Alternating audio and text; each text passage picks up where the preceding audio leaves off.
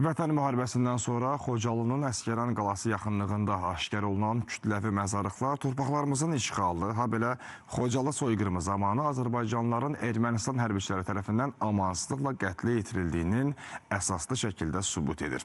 Xocalı soyqırımına beynəlxalq səviyyədə ədalətli hüquqi qiymət verilməlidir. Ombudsman Səbinə Əliyevanın Xocalı soyqırımının 33-cü il dönümü ilə bağlı bəyanatında belə deyilir.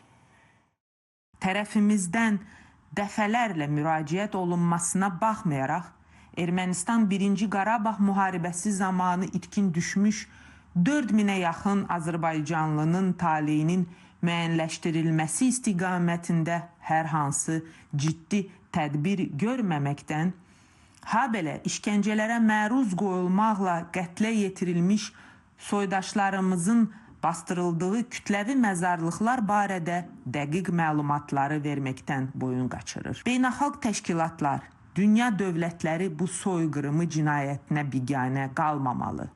Xocalı soyqırımına hüquqi qiymət verilməli. Həmin cinayəti törədən şəxslərin öz layiqli cəzalarını alması üçün səylərini artırılmalıdırlar.